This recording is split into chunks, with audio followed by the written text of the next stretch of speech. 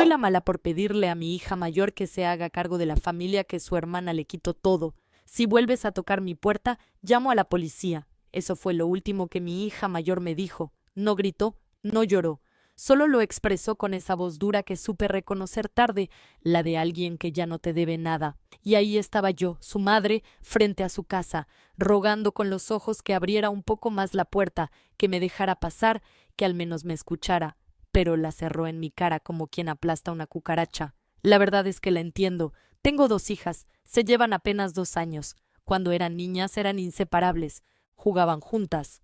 Dormían en la misma cama cuando había tormenta. Se defendían mutuamente en la escuela. Pensé que serían mejores amigas para toda la vida. Yo las amaba a ambas, o eso me decía. Pero si soy honesta, dolorosamente honesta, siempre tuve un rincón blando en el corazón por la menor. Era más frágil, más dependiente, más cariñosa. Se aferraba a mí como si yo fuera su mundo. La mayor era diferente, callada, madura, autosuficiente. Nunca pedía nada. Y quizás por eso creí que no necesitaba tanto favoritismo. Supongo que sí, pero no el tipo cruel o evidente. Era ese favoritismo silencioso, disfrazado de compasión. Creía que la menor necesitaba más y que la mayor podía sola. Lo trágico es que esa idea nos destruyó. Cuando llegó el momento de que ambas entraran a la universidad, no pudimos costear 2 matrículas completas. Estábamos apretados. Mi esposo y yo tomamos una decisión que todavía me persigue. A la mayor le explicamos que no podíamos pagarle todo, que tendría que buscar becas o trabajar, y lo hizo, sin quejarse. Se consiguió trabajos de medio tiempo. Vivía agotada, pero nunca comentó nada. Mientras tanto, empezamos a cubrir completamente los estudios de la menor. Sí, lo hicimos. Apostamos todo a ella, no porque fuera mejor, sino porque, como siempre, creímos que lo necesitaba más. La mayor empezó a llegar cada vez más tarde. Se le veían las ojeras marcadas, las manos llenas de grietas por cargar cajas o trabajar en cocinas. Yo la observaba y sentía un vacío extraño. Sabía que lo que hacíamos no era justo, pero me decía a mí misma que era temporal, que todo se equilibraría más adelante, y lo peor es que nunca nos confrontó, no al principio. Solo se alejaba poco a poco, como quien deja de esperar algo de ti. La menor, en cambio, tenía todo servido. Cuando le dolía algo, yo corría. Cuando quería algo, yo movía cielo y tierra. Incluso empecé a soñar con verla triunfar. Era como mi segunda oportunidad, como si a través de ella pudiera corregir todos los errores que cometí con la mayor hasta que Valeria apareció. Valeria era amiga de ambas desde la secundaria. Pero un día mi hija mayor comenzó a salir con ella y por primera vez la vi feliz, de verdad feliz. Reía más, pasaba tiempo en casa, hablaba de planes a futuro. Valeria era dulce, encantadora, una chica con los pies en la tierra. Yo la adoraba como a una hija más, pero con su llegada algo se rompió entre las hermanas. La mayor dejó de invitar a la menor a salir con ellas. Ya no compartían tanto. Una tarde le sugerí que incluyera a su hermana y me respondió: «No, mamá, ya no es una niña». El tono fue frío, tajante, me dolió, pero me callé, como me callé tantas otras veces, y entonces lo hicimos otra vez. La menor comenzó a tener problemas en la universidad.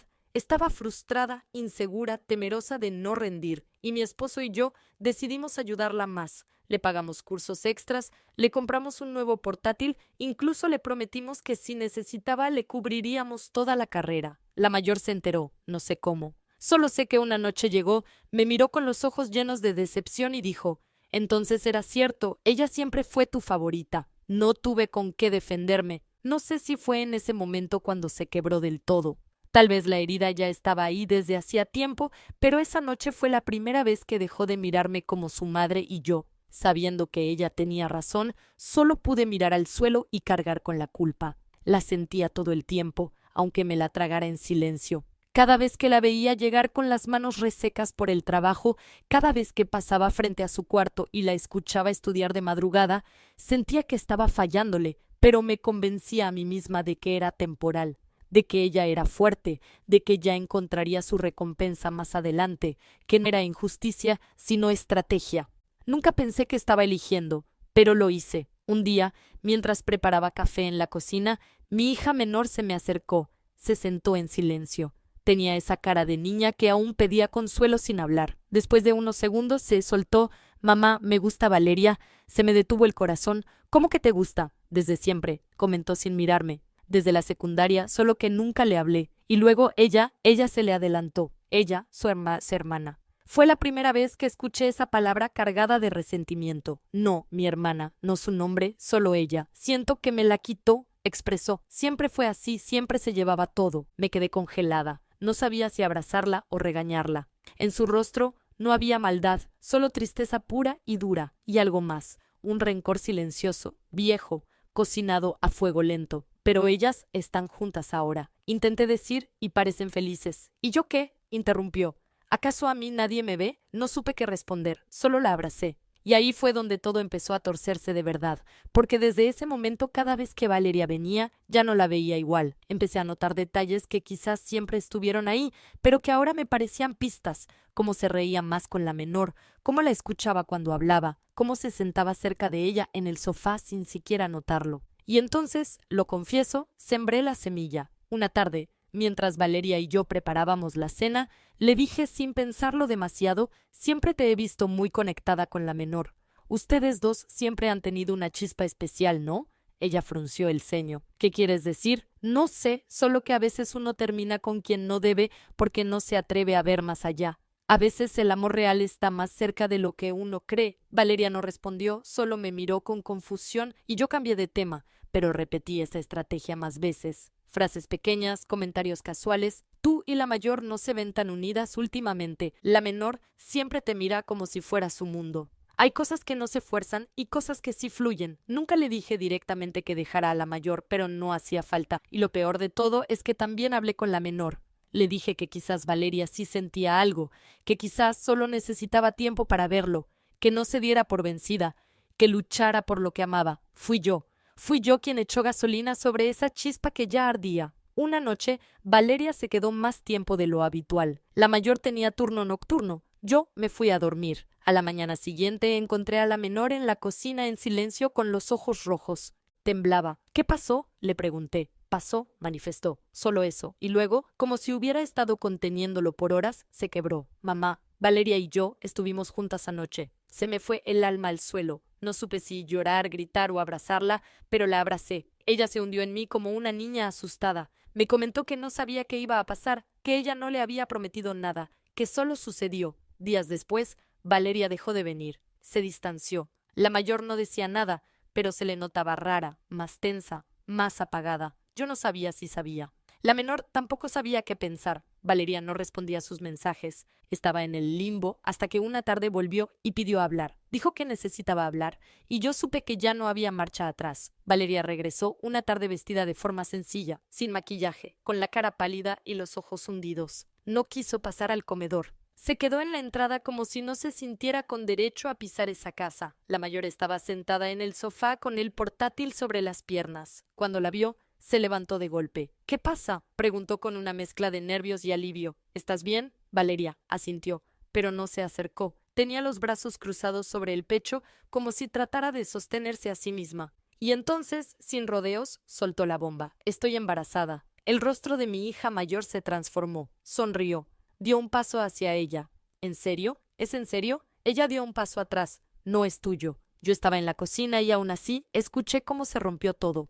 Ella no dijo nada, solo la miró, primero confundida, luego herida, luego vacía. Valeria bajó la mirada y el silencio lo llenó todo. La menor apareció en ese momento, quizá por destino o por castigo. Lo vio todo, no comentó nada y ahí fue cuando explotó. La mayor se lanzó sobre su hermana sin pensarlo. Le dio un puñetazo tan fuerte que la menor cayó al suelo golpeándose la cabeza contra la pared. Valeria gritó, yo grité. El padre corrió desde el patio, todo fue caos. ¿Cómo pudiste?, le gritaba la mayor. Tú eras mi hermana, mi maldita hermana. La menor no se defendió, solo se cubría el rostro. Mi esposo logró separarlas, pero ya era tarde. La herida estaba abierta, sangrante, incurable. Y entonces Eti y ella me miró con una mezcla de furia, decepción y algo peor, indiferencia. ¿Tú sabías? No respondí, solo bajé la mirada. Pero eso fue todo lo que necesitó. Por supuesto que lo sabías, afirmó con voz rota. Siempre lo supiste, siempre fuiste parte de esto. Mi esposo intentó calmarla, pero ella lo apartó de un empujón. No intentes salvarla.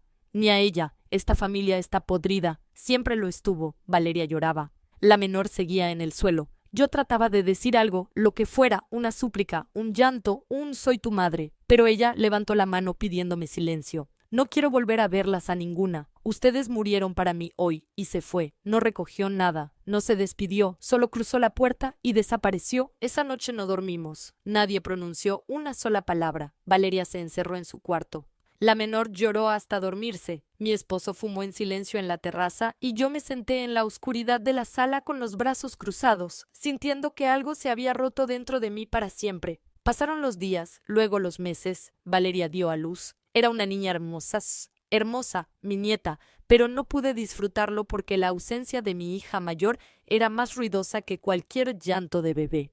Intenté escribirle, llamarla, buscarla. Nunca respondió. Un día descubrimos que había cambiado de número, de ciudad, de vida, y nosotros aquí reconstruyendo los pedazos. La menor trató de asumir su rol como madre. Trabajaba, cuidaba, intentaba hacer las cosas bien, yo la ayudaba como podía, pero siempre había algo que faltaba, algo que se había ido con su hermana. Y cuando por fin creí que el tiempo nos daría una tregua, ocurrió el accidente, una llamada del hospital. A las 2:13 de la madrugada, la menor había tenido una caída en el trabajo, trauma craneal, fractura de columna, inconsciente, en coma. Los médicos dijeron que era grave, que podría no despertar, y si lo hacía, había muchas probabilidades de que no volviera a caminar. El seguro solo cubría una parte, lo esencial, pero no los tratamientos intensivos ni la cirugía avanzada que necesitaba. Valeria no tenía trabajo. Yo y mi esposo apenas sosteníamos la casa. Las cuentas empezaban a acumularse y entonces una sobrina vino a visitarme. ¿Sabías que a tu hija mayor le está yendo muy bien? Ahí lo supe. Tenía que buscarla.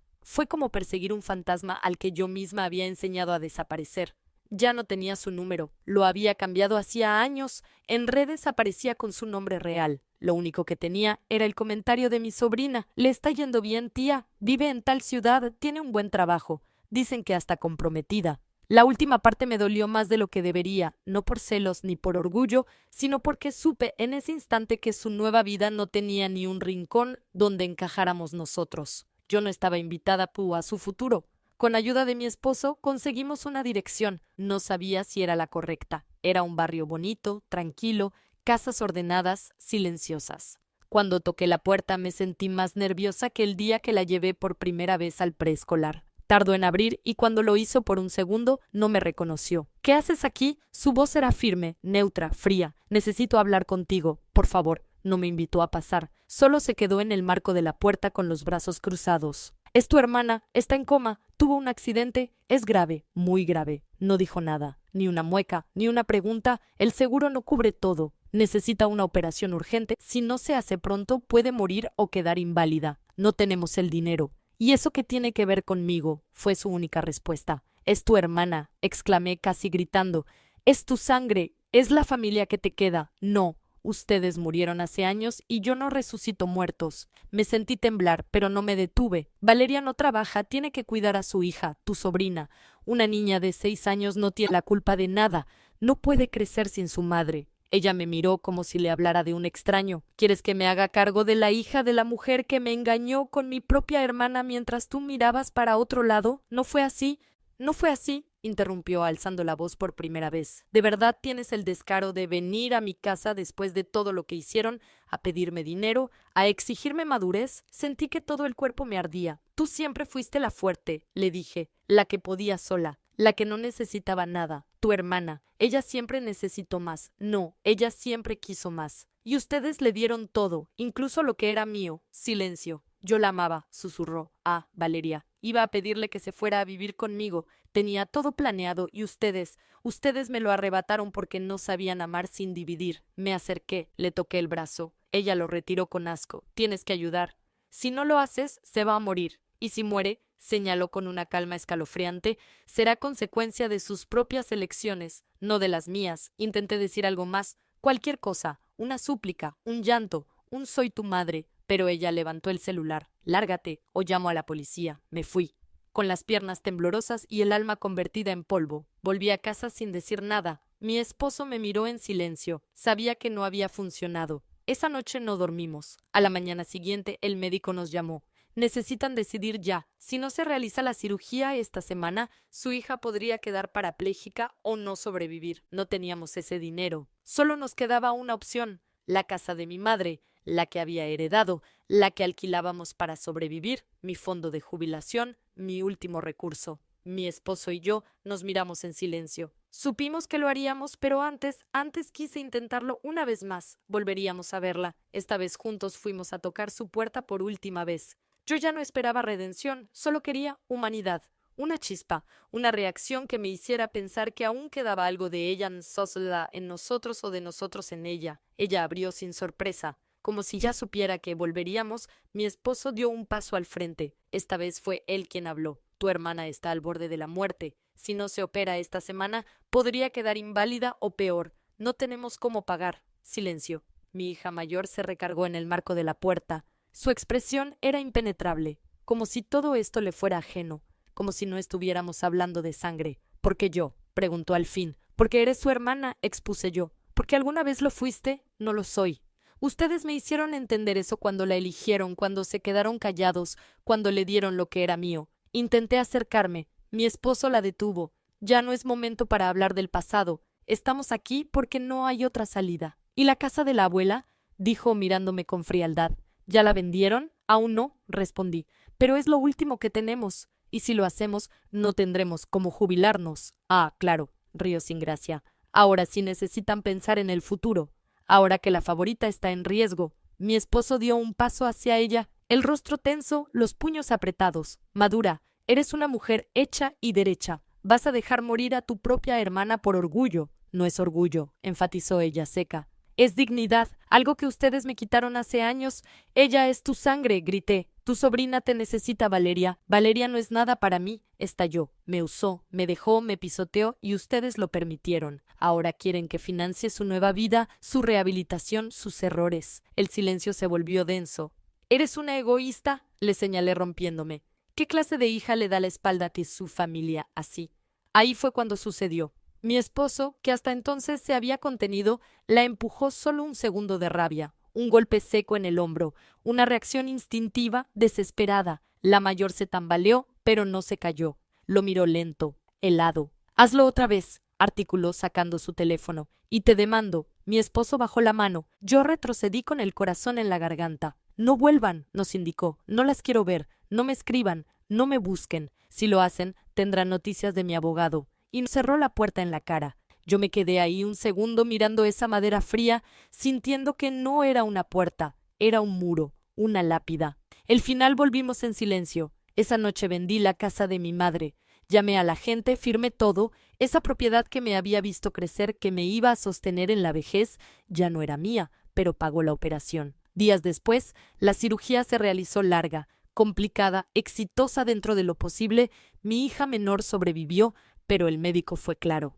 No volverá a caminar, quedó paralizada de la cintura hacia abajo. Valeria colapsó, lloraba todos los días. Decía que era su culpa, que no sabía cómo criar sola a una niña y cuidar a una mujer que no podría valerse por sí misma. La niña preguntaba por qué su mamá ya no podía jugar con ella. Y yo me senté en la misma silla del hospital donde había esperado días antes y solo pensé, esto fue lo que construí, todo lo que hice, todo lo que permití, todo lo que callé y lo que rompí para siempre. Pensé que el tiempo curaba todo, que algún día, sin aviso, ella tocaría la puerta, que la vería parada ahí con esa cara dura, pero el corazón aún latiendo por dentro. ¿Qué diría? Hablemos. O fui dura, o quizás simplemente mamá. Pero número, han pasado años, años. Mi hija menor vive en casa en una silla de ruedas. Valeria la cuida lo mejor que puede, pero a veces la veo quebrarse en el pasillo mientras su hija duerme. Esa niña, mi nieta, tiene una risa idéntica a la que su mamá tenía cuando era pequeña. Es dulce, lista, inocente, y cuando me abraza, siento que aún hay algo por lo cual seguir. Pero no hay día que no piense en mi otra hija. He intentado todo. Cartas, mensajes, correos, regalos para su cumpleaños, fotos de la niña, audios con su vocecita diciendo «Te quiero, tía». Todo ignorado. Un día lo supe. Me bloqueó de todas partes. No solo del teléfono, de su vida. Y no la culpo, no, esta vez no, porque me he mirado en el espejo demasiadas veces desde entonces y sé exactamente quién soy. Una madre que confundió amor con preferencia, protección con traición. Una madre que creyó que la hija fuerte no se rompía y cuando se rompió ya era demasiado tarde para recoger los pedazos. La casa de mi madre ya no es nuestra, esa que debía ser mi seguridad, mi retiro. Se fue, y con ella se fue la última ilusión de estabilidad. Mi esposo y yo apenas sobrevivimos. Él envejece en silencio, sin decir nunca su opinión. Creo que también carga culpas, aunque menos visibles. A veces lo escucho hablar solo en el jardín. Creo que conversa con ella, con la hija que ya no está. La última vez que lo intenté fue el día del cumpleaños de la niña. Le compramos un regalo, lo envolvimos, escribimos una tarjeta de tu tía que te quiere, aunque aún no lo sepas. Fingimos que venía de ella. La niña lo abrazó como si fuera mágico. Esa noche lloré en silencio, no porque quisiera que me perdonara, sino porque me doy cuenta de que ya no me reconoce como madre. Y tal vez eso sea lo justo. No sé si soy la mala, pero sí sé que fui la que falló, la que tuvo 2 hijas y construyó un abismo entre ellas con cada pequeña decisión que pareció inofensiva. Una madre que jugó a equilibrar afectos y terminó perdiéndolo todo. Ahora vivo con la certeza de que ella sigue allá afuera con una nueva vida, con alguien que espero la trate con el amor que nosotros nunca supimos darle. Y cada vez que su nombre se cruza en mi cabeza, me viene esta pregunta como un latido. Tan mala madre fui por pedirle que cuidara lo que alguna vez también fue suyo. No necesito que nadie me lo diga. Lo sé porque aún la estoy esperando y no va a volver.